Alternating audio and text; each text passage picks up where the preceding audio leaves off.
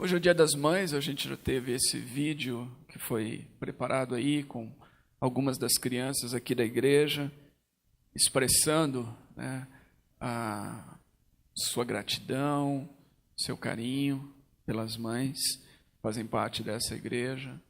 E todos nós aqui, de alguma forma, temos uma mãe. E eu sei que é possível que a situação da vida de algumas pessoas tenha sido de forma que elas não tenham uma mãe, ou não conheceram uma mãe biológica, ou não tiveram contato com essa mãe biológica, mas é possível que tenha ainda alguém que serviu na sua vida com o papel de mãe, com esse papel maternal.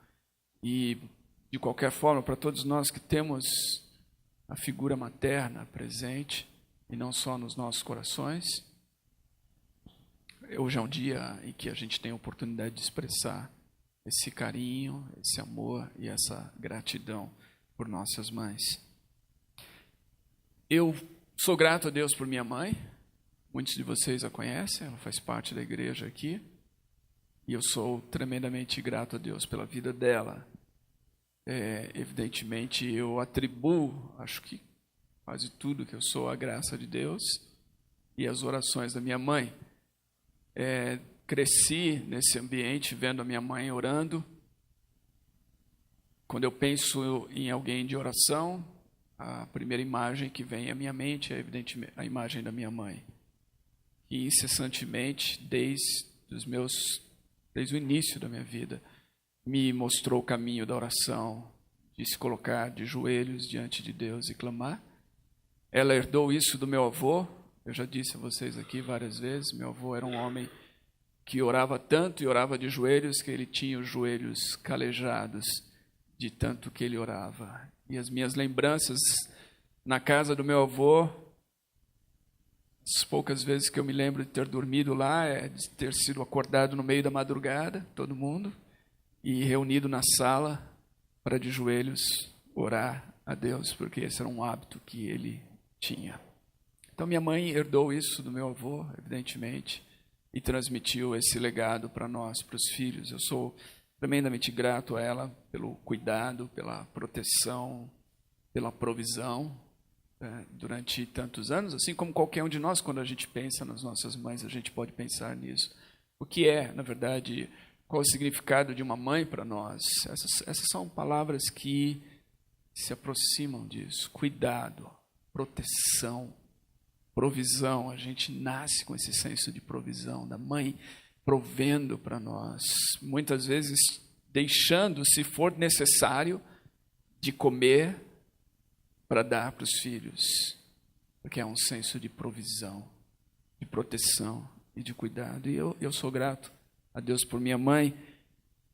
Lembro de muitos anos, quando eu estava estudando, na minha adolescência, e ela acordava cedo, muito mais cedo de qualquer um de nós, para preparar a marmita. Eu levava a marmita para o Senai, e para preparar a marmita, para que estivesse pronta, a fim de que eu pudesse ter meu alimento.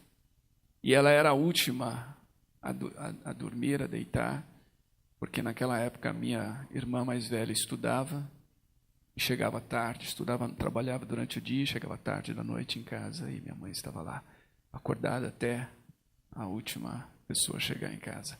E essa é a história, eu sei, da minha vida, e a história de muitos de vocês. Muitos podem pensar de maneiras assim, nesse amor sacrificial, nessa entrega, nesse cuidado, nessa provisão.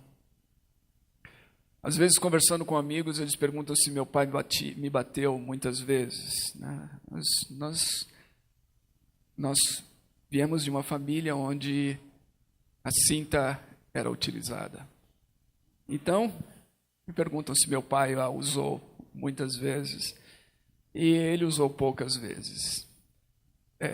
Tem histórias da minha infância que eu lembro do meu pai querendo me bater, e eu me escondendo embaixo da cama, e ele tendo que literalmente pegar o estrado da cama e levantar, e eu agarrado embaixo do estrado, para que ele não me batesse. Mas ele bateu poucas vezes. Eu acho que apanhei mais da minha mãe do que do meu pai.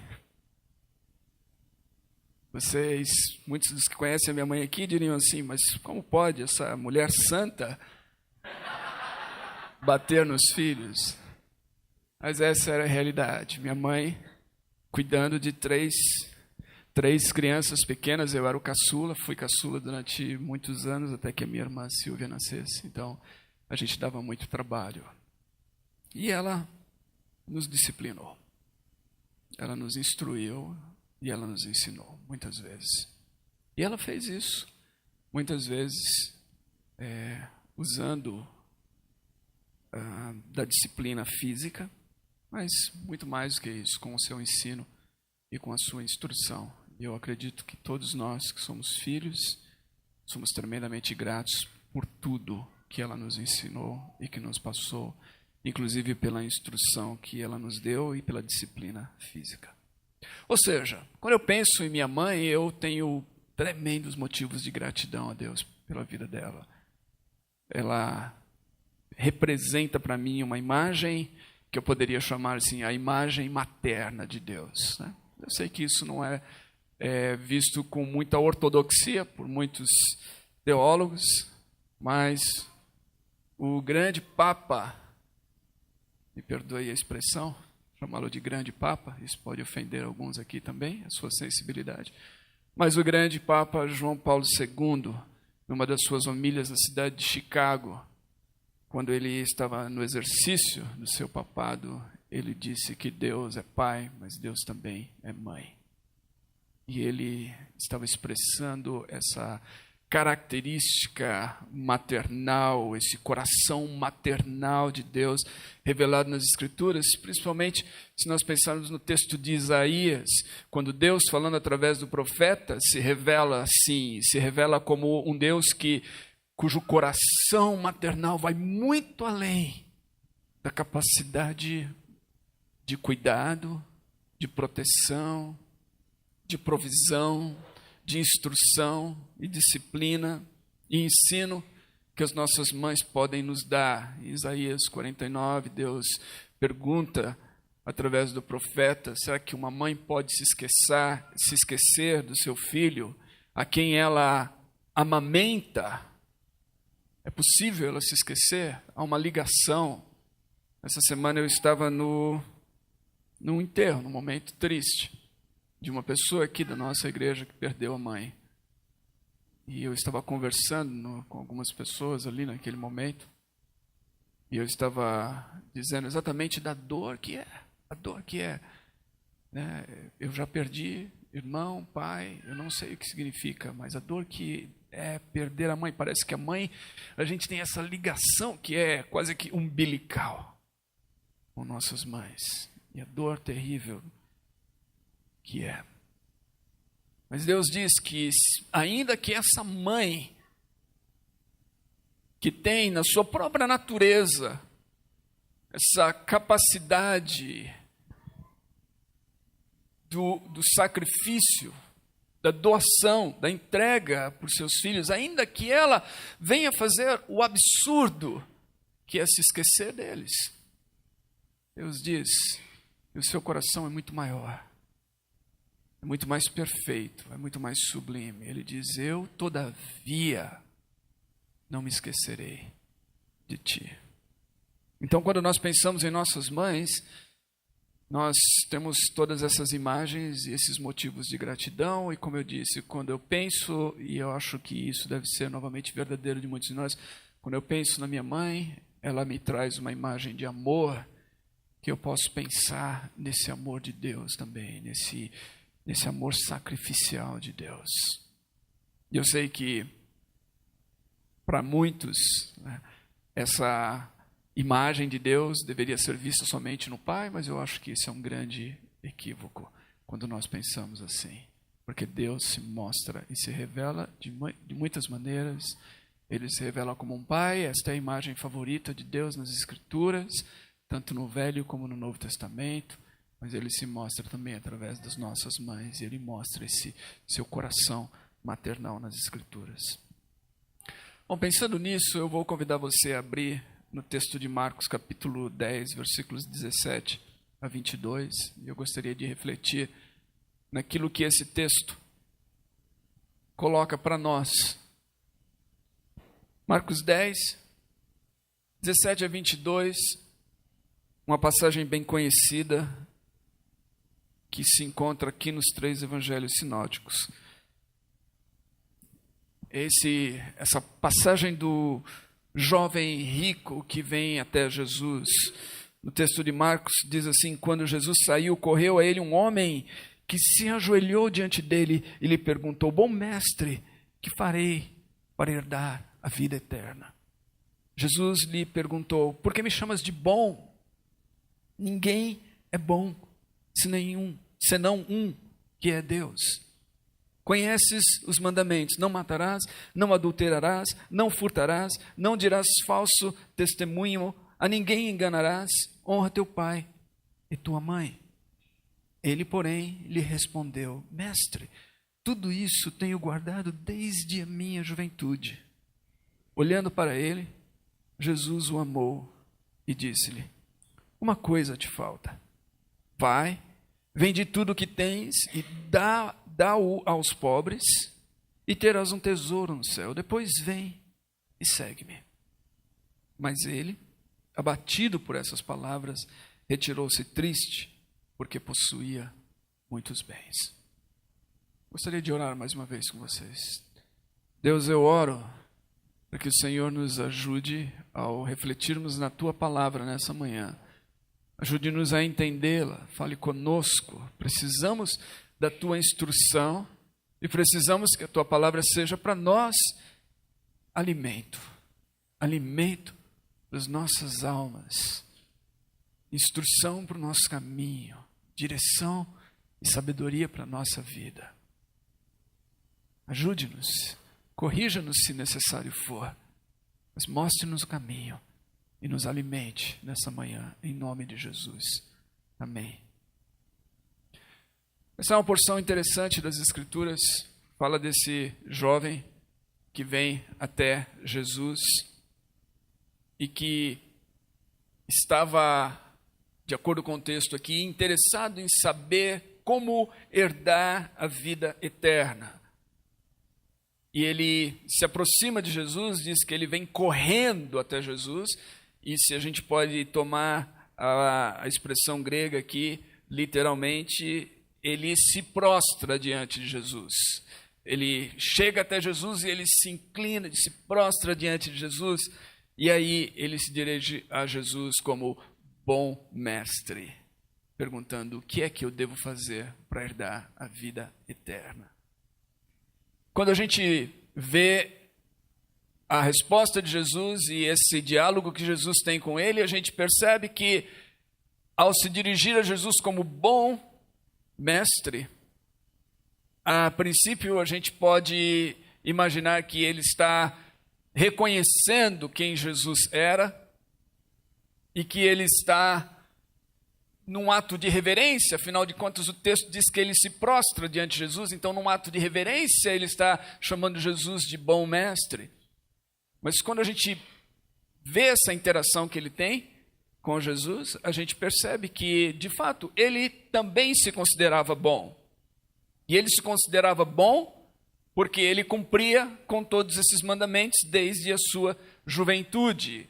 Os mandamentos que Jesus menciona para ele são mandamentos só a parte dos mandamentos, dos 10 mandamentos, que tem a ver com aquilo que a gente poderia chamar da moralidade, da relação do homem para com o seu próximo, de como o homem age nessa relação com o próximo à luz da revelação de Deus. Jesus fala assim: olha, esses mandamentos são: não matarás, não adulterarás, não furtarás, não darás falso testemunho, ou não vai mentir contra o seu próximo, a ninguém enganarás, honra teu pai e tua mãe. Todos esses mandamentos que Jesus menciona aqui, fazem parte dos 10, tem essa relação, esse aspecto moral, esse aspecto da relação do homem com o seu próximo. E esse jovem diz que ele dominava esses mandamentos. Se ele dominava esses mandamentos, e o modo como ele fala, indica que ele tinha dentro de si um certo senso de moralidade que o colocava como bom.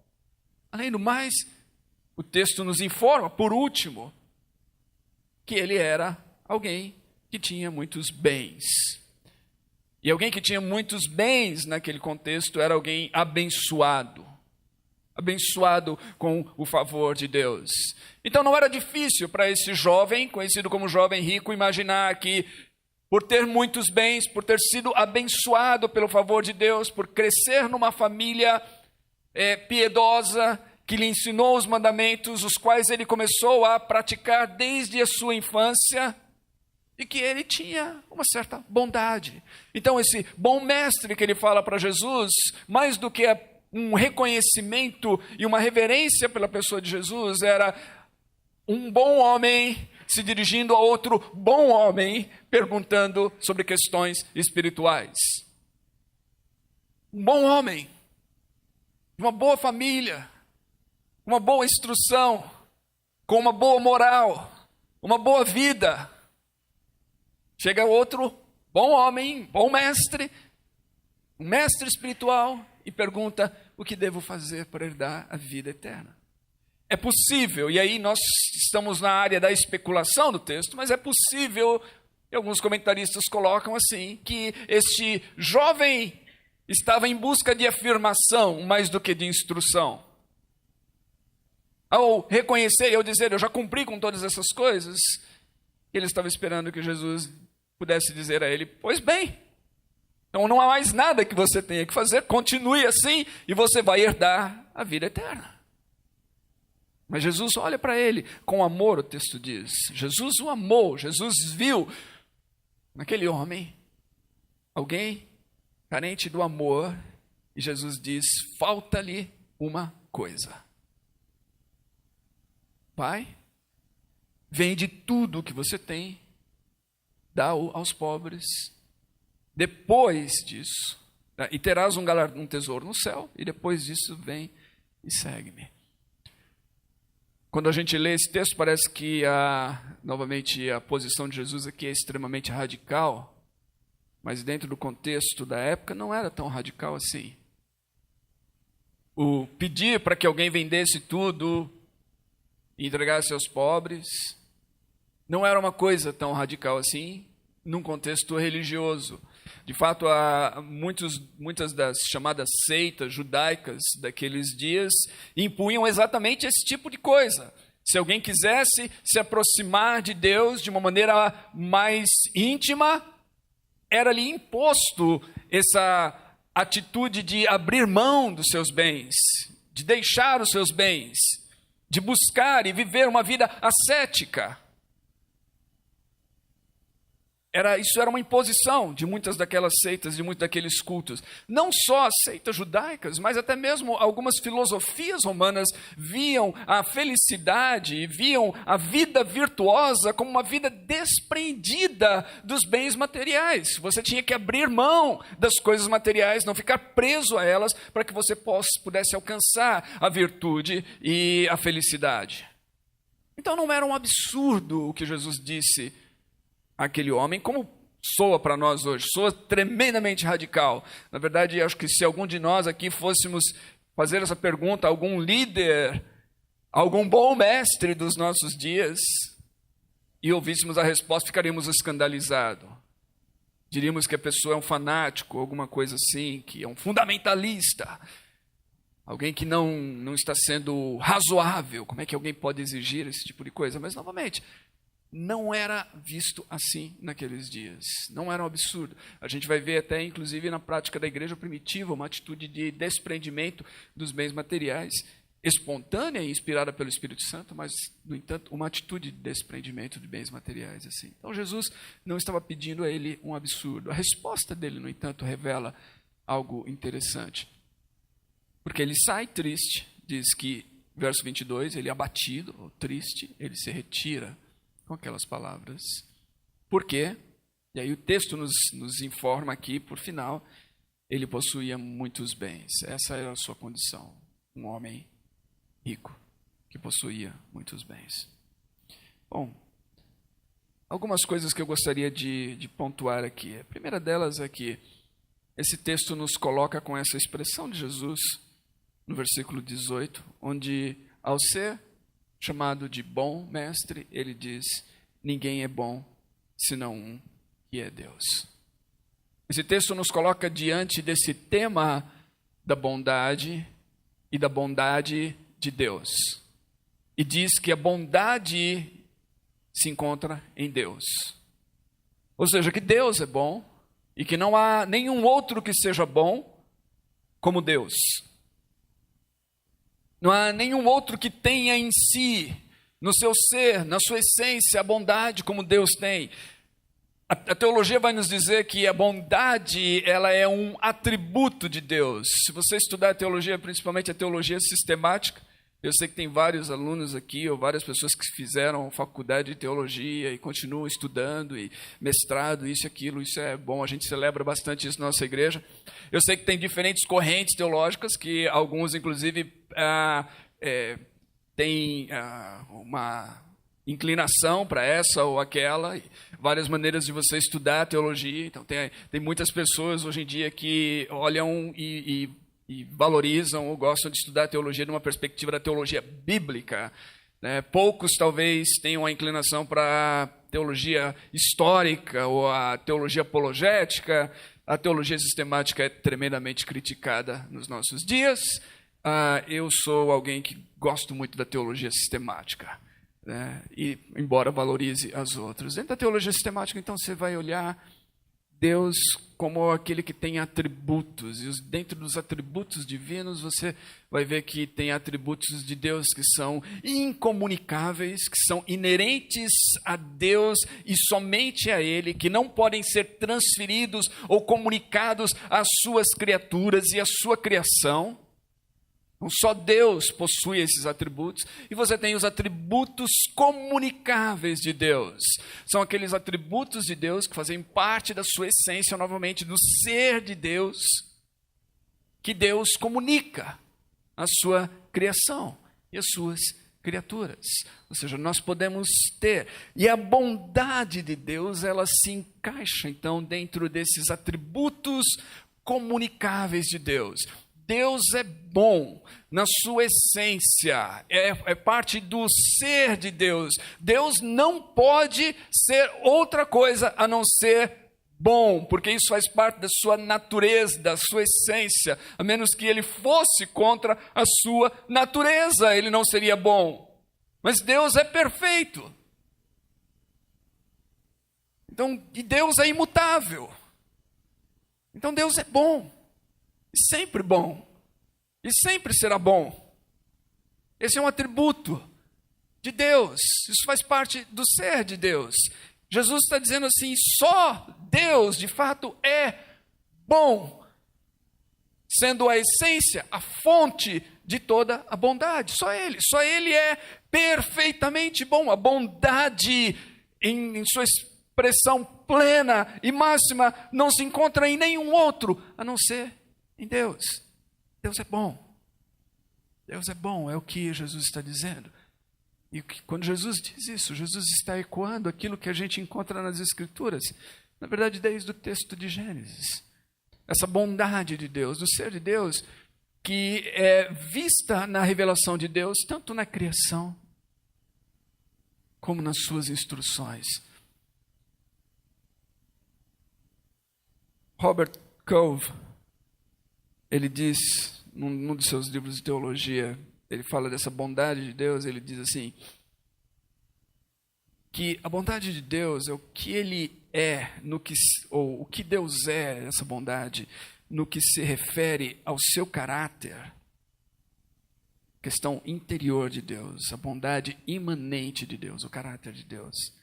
A gente vai encontrá-la expressa em palavras que a gente costuma usar, inclusive ao falar de Deus e ao louvar a Deus, a gente vai encontrar essa bondade imanente, então, Deus, no seu caráter interior, nas expressões da santidade de Deus, ou da verdade, ou até mesmo do amor de Deus. Quando nós estamos falando do amor de Deus, nós estamos falando então dessa bondade de Deus no seu caráter, a bondade imanente de Deus se expressa através de um Deus santo, de um Deus que é verdade, é verdadeiro, encontra-se a verdade, está nele, de um Deus de amor. Agora, quando a gente pensa na manifestação desse caráter de Deus, para com as suas criaturas. Isso é, então, a bondade emanente de Deus. Uma é imanente, tem a ver de Deus no seu ser, voltado para Ele. A outra é aquilo que emana de Deus em direção às suas criaturas. Essa bondade emanente de Deus a gente encontra, então, na retidão de Deus, na fidelidade de Deus, na misericórdia de Deus, na graça de Deus. Quando nós falamos, então, sobre graça, misericórdia, quando nós falamos de fidelidade de Deus, o que nós estamos falando, em outras palavras, nós estamos falando dessa bondade de Deus. Deus é misericordioso, Deus é gracioso, Deus é fiel. Por quê? Porque Deus, em outras palavras, Deus é bom. Deus é o sumo bono. Deus é o bem supremo, como diz Agostinho. A bondade, novamente, se encontra em Deus. Então Jesus está dizendo isso àquele homem: você me chama de bom? Muito provavelmente Jesus está dizendo isso, não porque Jesus está rejeitando a sua divindade, não porque Jesus está naquele momento tendo uma crise ali acerca de quem ele é. Estou em crise, eu não sei bem, será que eu sou filho de Deus ou não? Será que eu sou Deus encarnado ou não? Você está me chamando de bom, mas não é por isso. Jesus está olhando para aquele homem, Jesus está entendendo, na verdade, as intenções do coração daquele homem. E a maneira como ele se aproxima, Jesus diz assim: olha, Deus é bom. A bondade se encontra em Deus. E, em outras palavras, quando esse homem está buscando em Jesus para herdar a vida eterna, que só vem de Deus, que é a vida de Deus, Jesus está apontando aquele homem para Deus. Está dizendo: o que você busca se encontra em Deus, nesse bom Deus. Agora, você acredita nisso? Você confia na bondade de Deus? Você confia que Deus é bom? Deus é bom. Um dos salmos que fala da bondade de Deus, e tem vários, eu tive que me esforçar muito para não trazer aqui uma aula de teologia sistemática para vocês e ler aqui uma porção de textos das Escrituras, típico de uma sistematização doutrinária. Então eu decidi focar apenas num dos salmos aqui, que fala da bondade de Deus, o Salmo 145. Versículo 8 em diante, fala dessa bondade de Deus. O Senhor é bondoso e compassivo. Ele demora para irar-se e é grande em amor. É assim que as Escrituras falam de Deus. Um Deus que é bom, que é bondoso. E como fruto dessa bondade de Deus, a gente conhece então a compaixão de Deus, a misericórdia de Deus. Porque a misericórdia, a compaixão emana de Deus, da sua bondade. Por isso, então, esse Deus é tardio, ele demora em irar-se. Esse Deus é tão bom, mesmo quando nós fazemos alguma coisa que vai contra ele, contra a sua vontade, contra o seu caráter, ele é um Deus longânimo, para usar uma outra palavra. Ele é um Deus que demora, que é tardio em irar-se para conosco. Diz o Salmo: o Senhor é bom para todos. A bondade de Deus, ela se expressa para com todos. De fato, para com todo o universo. Todo o universo desfruta da bondade de Deus. E as suas misericórdias estão sobre todas as coisas. Novamente, todas as coisas. Tudo que há desfruta dessa bondade de Deus. O universo que existe foi criado por um Deus bom. E aí a gente vê lá em Gênesis, quando Deus, o texto de Gênesis diz, quando Deus criou todas as coisas e olhou para todas as coisas e viu que tudo era não só bom, mas que tudo era muito bom. Tudo foi criado por um Deus bom. Então tudo que foi criado com essa bondade de Deus, manifestando essa bondade de Deus em toda a criação. E aqui o Salmo diz assim que essa misericórdia de Deus, ela está sobre todas as suas obras e sobre todos, inclusive sobre todos os seres humanos. Significa que a bondade de Deus não está estendida somente para com aquelas pessoas que creem em Deus, que confiam em Deus, que aceitam a palavra de Deus, a bondade de Deus está estendida e está sobre todos os homens. Jesus vai dizer isso. Jesus fala da bondade de Deus, de um Deus que faz com que a natureza e as estações e os ciclos beneficiem, abençoem todos os homens, tanto aqueles que são bons ou que refletem essa bondade nas suas vidas, como aqueles que são maus, ou seja, aqueles que se distanciam de Deus e da vontade de Deus e do caráter de Deus, e cujos atos, então, são atos maus. A bondade de Deus está sobre todos. Os reformadores vão levar isso adiante e vão falar desse senso da graça comum, que, em outras palavras, é isso.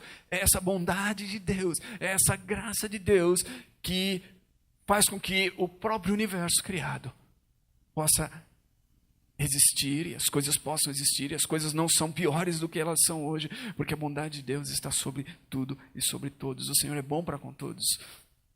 O Salmo diz: todas as tuas obras te louvarão, e os teus santos vão te bendizer, falarão da glória do teu reino, confessarão o teu poder, para proclamar aos filhos dos homens os teus feitos poderosos, e o glorioso esplendor do teu reino. O teu reino é eterno, o teu domínio dura por todas as gerações. E aí ele volta ao tema da bondade. Ele está falando desse Deus que é Senhor soberano, Deus que a gente encontra revelado nas Escrituras, Deus de toda glória, de todo poder, de todo domínio. Verso 14, diz que ele sustenta todos que estão para cair e levanta todos que estão abatidos. Ou seja, aqui a gente vê novamente essa bondade de Deus. Os seres humanos são sustentados por ela. A nossa vida, a gente às vezes não pensa nisso. Na verdade, a gente vive uma rotina diária de coisas, dormir, acordar e entrar na loucura do dia a dia, quase que num automático, né? Principalmente nós que vivemos nas grandes cidades, e essa é boa parte de nós, pelo menos 86% dos brasileiros vivem em áreas urbanas. Nós vivemos nessa rotina da vida, que faz com que a gente não pare para pensar, mas o Salmo está dizendo aqui é que nós só acordamos, nós só levantamos, nós só temos disposição para fazer as coisas por causa da bondade de Deus. Os olhos de todos esperam em ti, e tu lhes dás provisão ao seu tempo. Aqui o Salmo está dizendo que nós nos voltamos para Deus, mesmo sem saber, esperando de Deus a provisão. E em outros salmos a gente encontra isso, falando dos animais, falando das aves. Jesus vai dizer que Deus é aquele que veste as flores e os lírios e alimenta os pássaros. Eles esperam. A provisão vem de Deus. Então Deus, por sua bondade, provê novamente para todas as suas criaturas. Abres a mão e satisfazes o desejo de todos os seres viventes. Ele vai repetir essa ideia no versículo 19. Ele cumpre o desejo dos que o temem e ouve o clamor e o salva. Ouve o seu clamor e o salva. Verso 17. O Senhor é justo em todos os seus caminhos e bondoso em todas as suas obras. Tudo que Deus faz é permeado por sua bondade. O Senhor está perto de todos os que invocam de verdade. Verso 20, o Senhor preserva todos os que o amam, mas destrói todos os ímpios. Que a minha boca pronuncie o louvor do Senhor e todo ser vivo bendiga ao seu santo nome para todos sempre. Então, o que Jesus está dizendo aqui a esse homem é que Deus é bom e que a bondade de Deus ela é vista na sua criação, em todas as suas obras, que Deus deixou esse testemunho, e que só Deus é bom, e que toda bondade, então, vem de Deus. Toda ela. Isso significa, meus queridos, que aquele homem que cumpria com os mandamentos, e que era uma pessoa que tinha uma certa moralidade baseada nesses mandamentos, precisava reconhecer que a sua vida, que a sua boa vida, que os seus bons gestos, que o modo como ele tratava as pessoas, refletindo o caráter de Deus, isso tudo não vinha dele, mas vinha de Deus. E o fato de que ele era um homem que tinha posses, fazia com que ele estivesse acostumado a depender de si mesmo. Por possuir muitas posses, por possuir muitos bens, ele se sentia independente. Ele sentia que não precisava de ninguém, nem de nada. Ele tinha essa fluidez, essa liberdade. E é possível até que dentro daquele contexto, um homem rico, um homem com muitas posses, tinha também vários serviçais à sua disposição, várias pessoas para as quais ele podia dizer, mandar, fazer isso e aquilo. E a sua vida estava livre de certos problemas que caracterizam a vida daquelas pessoas que não têm posses, que não têm bens, que não têm onde se apoiar, que vivem na dependência, que se preocupam com o amanhã. Eu estava assistindo um documentário esses dias, parte de um trabalho escolar. E aí eu tive que assistir um documentário e que esse tema da riqueza e da pobreza era colocado em diferentes culturas ao redor do mundo. E é interessante essa percepção das pessoas, como algumas pessoas entrevistadas, e algumas das pessoas entrevistadas no documentário são pessoas de regiões extremamente pobres ao redor do mundo. Pessoas. Uma das coisas comoventes para mim é o testemunho de uma mulher na Índia, possivelmente daqueles que são considerados como párias, como intocáveis, os Dalits, na Índia, em que ela dizia que todo dia a sua rotina diária é isso, é ir procurar algum arroz nos buracos de ratos, para tentar reunir uma porção de arroz encontrado nesses buracos de ratos, para cozinhar e dar para sua família. Ela faz isso dia após dia. Essa é a sua rotina, encontrar grãos de arroz em buracos de ratos. E aí, no meio desse documentário, e de diferentes pessoas ao redor do mundo, o que é a felicidade? Qual a importância do dinheiro em muitas pessoas pobres, então, em lugares como a China, a Índia e outras partes, dizendo, olha, se eu tivesse dinheiro me daria essa liberdade, eu não teria que ficar preocupado se eu vou ter comida amanhã, não teria que ficar preocupado com coisas. O dinheiro me dá uma liberdade, eu seria livre. Então, para mim, a liberdade se encontra no dinheiro, na capacidade que eu tenho. E é possível, então, essa percepção que a gente vê hoje, é possível que ela seja tão antiga quanto a própria humanidade. Que o ter, o possuir, dá a você condições de ser livre. Mas contrastando com isso, a entrevista de um homem no Canadá que afirma essa liberdade. Ele diz assim, olha, eu tenho dinheiro, eu trabalho, eu quero ter mais dinheiro. E parece que nunca se satisfaz. Quanto mais dinheiro eu tenho, mais eu trabalho, mais eu quero ter dinheiro. E de fato o dinheiro me dá uma certa liberdade para eu fazer isso e aquilo. E aí de repente ele para e ele começa a chorar. E ele diz assim, mas todo o dinheiro que eu tenho não é capaz de tirar a tristeza do meu filho. E você percebe que ele tem um filho que luta com depressão. E que a angústia daquele homem que tem dinheiro e que vai atrás do dinheiro, e que vê no dinheiro a capacidade de dar uma série de coisas na vida, a luta dele é, se todo o meu dinheiro fosse capaz de por um momento tirar a tristeza do meu filho. E ele chora.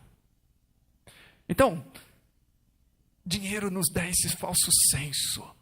E esse jovem talvez trazia consigo esse falso senso. Eu sou capaz, eu posso, eu não dependo de nada. Então, esse senso da liberdade, da capacidade, da autonomia que ele tinha, vindo do fato de que ele tinha posses, combinado com o seu cumprimento dos mandamentos desde a sua juventude, que ele diz com certo ar de orgulho, eu os cumpro desde a minha juventude. Faz com que ele perde de vista que todas essas coisas, em última instância, vêm de Deus. Que nada disso se encontra em nós mesmos.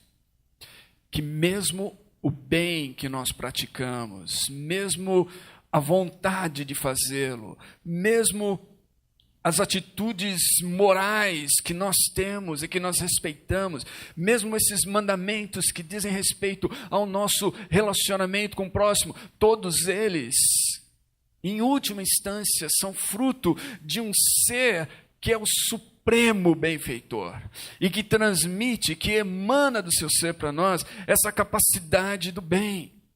E que se nós o fazemos é por causa dele. Em última instância, isso é importante, por quê? Porque se nós pensamos que fazemos o bem por nós mesmos, nós recebemos a glória, nós recebemos o louvor. Em última instância, nós estamos apenas sendo bons, porque somos de fato bons. Mas a Escritura vai nos apontar para um Deus que vai dizer assim, que a bondade que existe, se há alguma em nós, só existe por causa dele. Porque só ele é bom. E se há bondade em nós, no mundo, em qualquer lugar onde a encontremos, nós estamos vendo reflexos desse Deus, emanação dessa bondade de Deus para nós. Agora, esse jovem que queria tanto a vida eterna, como ele diz aqui, sai triste. Por quê? Porque as suas posses eram mais importantes para ele do que essa relação com Deus que ele dizia que estava querendo. Isso é importante para nós hoje. É importante para nós que somos cristãos, para nós que somos, podemos, se você me permitir usar essa expressão, religiosos, ou que temos uma religião, não somos ateus, não somos não religiosos, nós seguimos uma fé, temos uma crença. E sociologicamente somos, dentro desse espectro, somos cristãos, a nossa religião é o cristianismo.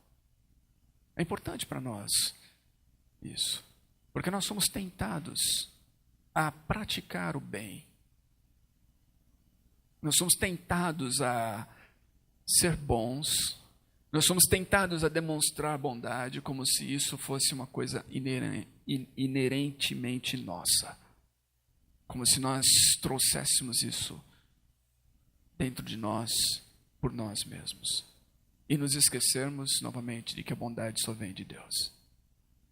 É importante que a gente lembre disso. Efésios capítulo 2, quando fala sobre a salvação, texto tão conhecido de todos nós, a partir lá do versículo 8, vai dizer que nós somos salvos por meio da graça, não por obras, para que ninguém se glorie. Ou seja, não há nada que nós possamos fazer para sermos salvos.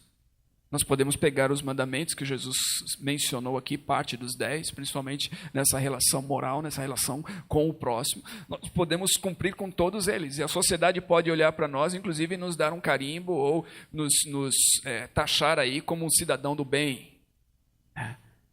Que tem uma certa moralidade, que não tem, não comete nada aí que é agressivo aos outros, respeita tudo e tudo mais. Nós podemos até aumentar esses mandamentos, alguns outros, que não estão lá, mas de repente a gente até acaba entrando em algumas linhas aí de, o veganismo, isso, aquilo, em que a gente fala, não, eu sou tão bom que, olha só, eu defendo até toda a vida, né? Os animais e tudo mais. E a gente pode até ir no extremo de defender, de fato, toda a vida, se é que é possível isso, em termos de alimentação. A gente pode entrar nessas coisas e achar que tudo isso, então, nos torna pessoas reputáveis e dignas diante de Deus, mas nada disso nos garante a salvação. O que a Bíblia diz é que a salvação é graça, é dádiva de Deus, que tudo que nós fazemos, tudo, não vai nos dar salvação. Por quê? Porque no fundo de tudo existe uma questão do ego. Existe uma questão de que, no fundo, quando nós fazemos todas essas coisas, nós estamos fazendo não para os outros e nem pela salvação, nós estamos fazendo para nós mesmos. Nós queremos, no final de todas as coisas, parar e alguém olhar para a gente e falar assim, olha, você é bom, você tem um bom coração, você tem uma boa atitude. E a gente quer sentir aquela satisfação de falar, é verdade, eu sou bom. Como esse jovem rico. Mas o Evangelho vai dizer para nós que todos nós não somos bons. Que todos nós caímos, que todos nós pecamos, que todos nós igualmente estamos destituídos da glória de Deus. E que a única maneira de sermos aproximados de Deus é por meio daquilo que Cristo fez por nós. E isto é graça. Nenhum de nós merece, nenhum de nós é capaz de comprar, nenhum dinheiro do mundo é capaz de pagar. É somente graça. Então nós somos salvos pela graça e não por obras. Mas esse mesmo texto de Efésios que diz isso, vai falar que as obras têm uma importância. Que Deus preparou de antemão para que a gente praticasse boas obras. Ou seja, a bondade tem um lugar em nossa vida, desde que essa bondade que acontece em nossa vida seja fruto daquilo que Deus fez em nós, da graça de Deus. E aí ela é reconhecida, não vem de mim. Tem uma velha canção de uma cantora chamada Amy Grant, última faixa do seu disco, que talvez um dos mais premiados, ganhou o Grammy, se tornou famoso em 1990 ou 91, com a música conhecida ou chamada Baby Baby. O pessoal antigo, MTV, naquela época talvez tenha ouvido a música conhecida. A última música desse disco, que não é um disco evangélico, a gente pode dizer assim, a Amy Grant já havia feito aquilo que é chamado de crossover, de deixar de cantar músicas para a igreja, para cantar músicas para um público geral, músicas contemporâneas, pop, alguma coisa assim, de amor, romântica. Mas a última faixa desse disco, no finalzinho, ela volta com essa expressão, e ela diz assim, que se existe alguma coisa boa que ela possa ter feito, se existe alguma coisa boa em sua vida, ela já sabe, e ela já deveria saber, que só existe por causa de Jesus, que não vem dela mesma, que não são dos seus dons, que não é do seu talento, que não é do seu esforço e do seu empenho. Todas essas coisas são boas, mas sem Jesus, nada disso vale nada. Nada disso chega para nada. E o que aquele jovem rico não entendeu foi isso, meus queridos. Ele não entendeu exatamente esse ponto. O que ele devia ter entendido é que, se ele tinha tantas posses assim, essas posses vinham em última instância de Deus. Ele podia, inclusive, abrir mão delas. E Deus iria continuar cuidando dele. Mas ele estava tão apegado a elas, a sua reputação, a sua própria bondade e moralidade, que ele perdeu aquilo que era mais importante, porque ele não conseguiu ver. E a minha pergunta é, será que nós, muitas vezes, não estamos perdendo o que é mais importante? Será que no meio de todas as nossas coisas não está faltando aquilo que é, de fato, o ponto X da questão? Que é essa confiança incondicional em Deus. Então, à luz da bondade de Deus, o que nós temos que fazer? À luz da bondade de Deus, a gente tem que confiar incondicionalmente em Deus. Deus é bom. Alguém vai me dizer assim, mas se Deus é bom, por que existe o mal no mundo? Essa é a pergunta ancestral, né? Filosófica. Essa é a grande questão filosófica. E aí você tem uma série de opiniões, de teodiceias. Não vou me deter aqui nesse tema. Talvez um dia desses a gente pregue sobre a questão do mal no mundo. Para a gente abordar o modo como as Escrituras dirigem a isso. As Escrituras não negam a presença do mal no mundo, mas elas afirmam que Deus é bom. E para nós, o que nós temos que entender é isso. Deus é bom, ainda que o mal esteja presente no mundo. E o fato de que Deus é bom significa que o mal não vai prevalecer para sempre. Agostinho rejeitava o mal, inclusive no seu aspecto ontológico, ou seja, o mal como um ente, como um ser.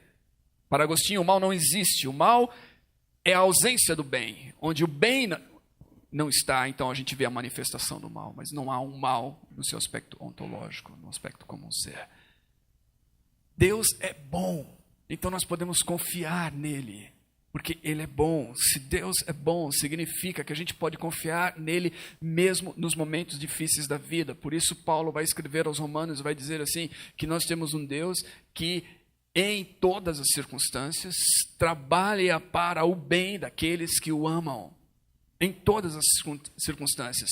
Circunstâncias descritas por Paulo posteriormente como das mais adversas possíveis: medo, nudez, frio, espada, morte, mais profundo abismo.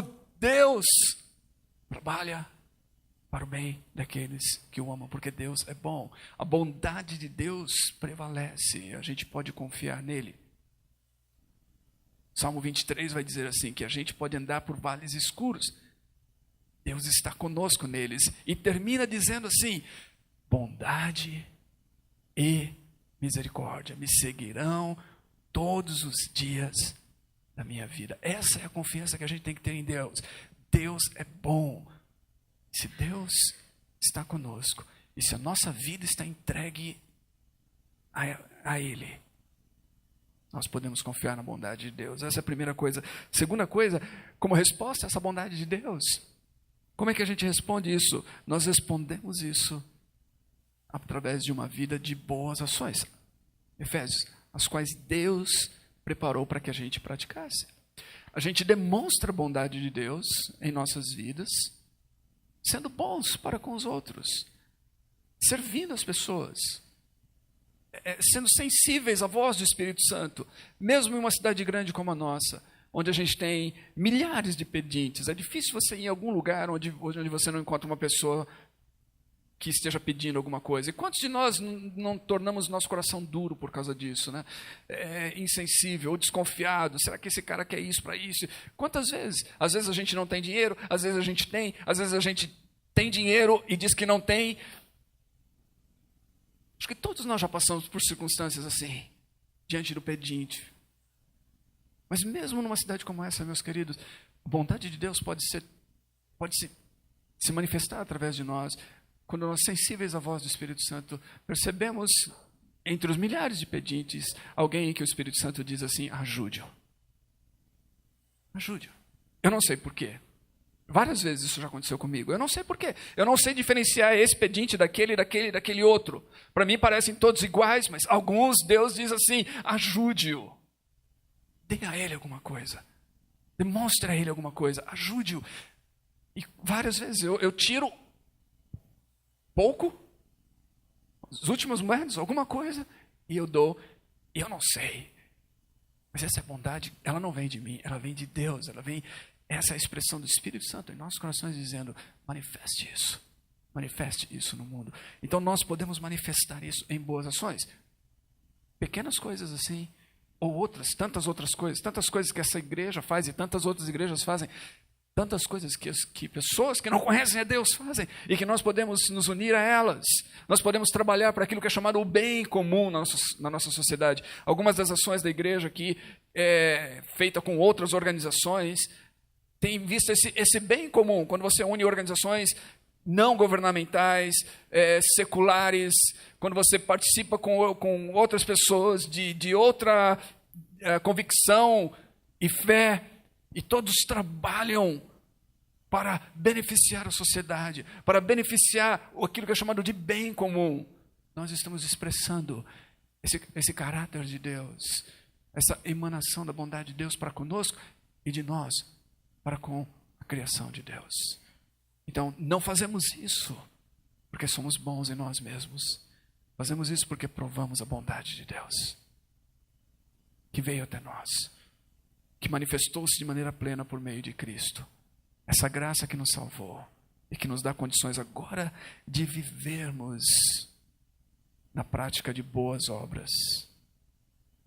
Novamente, não para nossa glória, não para sermos salvos, não para nos apoiarmos nela, mas para revelarmos que Deus é bom. Deus é bom. Em todo tempo Ele é bom. Ele é bom, sempre foi bom, e sempre será bom. Esse é o Deus que as Escrituras revelam a nós. Ele nos chama para uma relação com Ele, Ele nos chama para conhecê-lo por meio de Cristo. A vida eterna se encontra nele e em nenhuma outra coisa. Não na prática dos mandamentos. Não em outras coisas que a gente possa se apoiar. Só nele. E só nele por meio de Cristo. E quando a gente descobre isso, isso nos livra. Isso nos liberta. Isso nos dá liberdade para sermos livres daquela coisa que eu estava falando aqui, desse medo que as pessoas têm, desse desejo de ter coisas para encontrar a liberdade. Isso nos dá liberdade verdadeira. Somos livres para viver nesse mundo como seres criados por Deus, amados por Deus, preservados por Deus, com esperança em nosso coração de que esse Deus está conosco e que Ele nunca vai nos abandonar. Que ainda que o improvável aconteça, das nossas lindas mães esquecerem de nós, Deus jamais vai se esquecer. Ele cuida de nós porque Ele é um bom Deus. E nós podemos, com gratidão em nosso coração a Ele, com louvor em nosso coração a Ele, nós podemos manifestar a sua bondade nesse mundo.